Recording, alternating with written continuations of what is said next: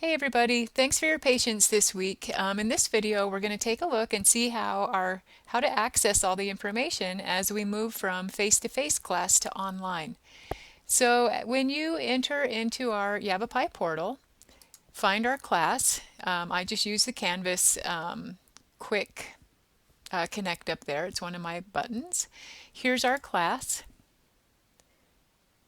All right, so we're moving online this week. If you take a look on the left-hand side, in the modules, our modules are going to look very different. So we've finished Unit 1 and Unit 2, so we're going to take a look now at the Unit 3 module, and I'll help you find the information.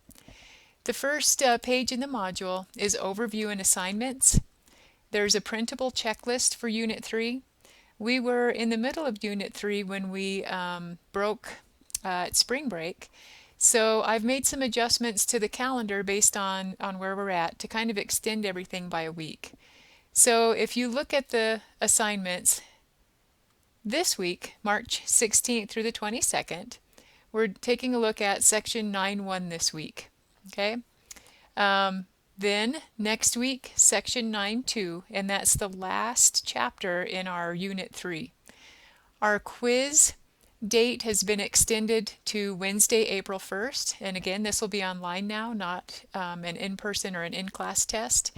And our written assignment has been extended to Sunday, April 5th. And then I've also got the first section of Chapter 10.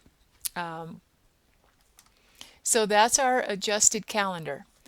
When you get to the next page, you'll find resources.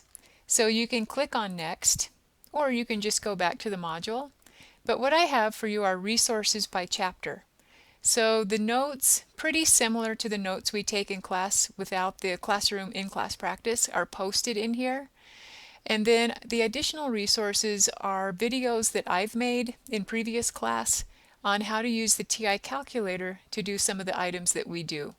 So this is a little bit more of a teaching video on how to use the technology, but it's also explaining the content.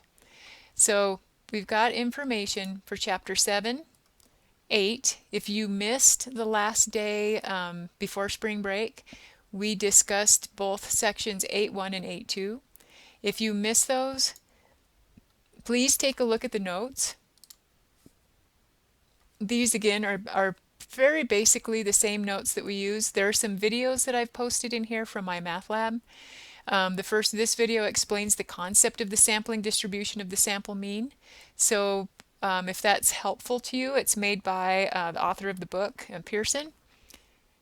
Then please read the information.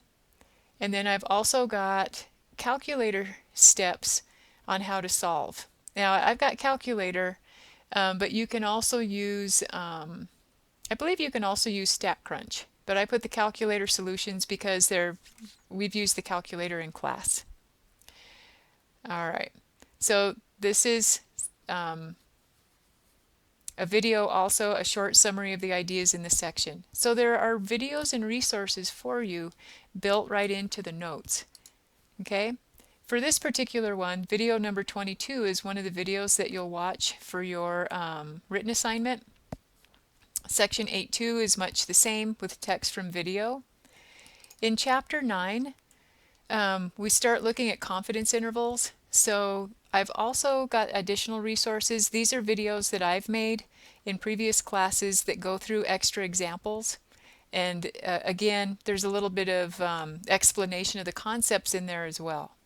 So learning this without on your own means there's a lot of resources. You have to just find which one works best for you. Some people prefer to read the textbook. I would always suggest read the textbook.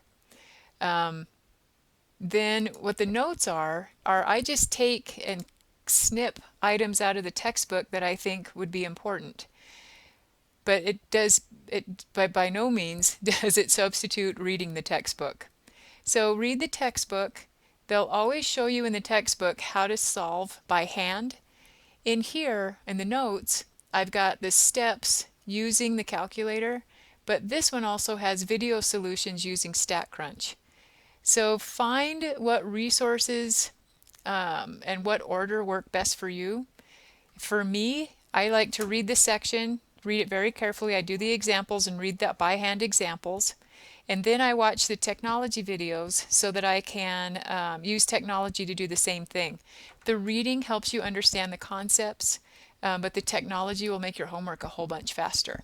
Okay, so this is what our course looks like now. We definitely have more information in here instead of just the notes posted. There's a T distribution table that you'll need for section in chapter 9. There's a resources for the written assignment page in here. First of all, there's a link to go to the assignment in Canvas. There's the paper copy. I think I handed this out. The due date has changed. Okay, the assignment is the same, but the due date is different. And this walks you through just where to look in the textbook and what to read to help you complete your written assignment. Okay, so the written assignment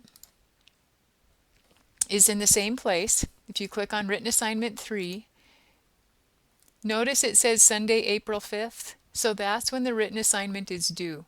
The paper copy I didn't change. The paper copy, when you download it, will say March 29th. And I think the one I handed out in class had a different date than that. So go with the April 5th. All right. When you look at MyLab and Mastering, I've changed the due dates in here to reflect the new calendar. So the quiz now, again, is online. It's not in person at all. So the quiz for chapter 7, 8, and 9, quiz 3, is due on April 1st. So that means that this homework for chapter 7, 8, and 9 now has extended and times out with the quiz. So this gives you some extra time to get used to the online format and get used to doing the items online. Okay? So I did want to just give a hint to utilize your resources. If you're having questions on homework, I do want to let you know that in the question help, many times when you view an example, it'll show you the by hand method. I don't recommend that. Recommend when you can use technology, please do that. Okay. So if you're not sure, please utilize the Ask My Instructor key. Okay. So since I won't be here in person, I've got a lot of time to answer homework questions and emails. All right. So that's just a quick tour of the class. Let me maybe get to video.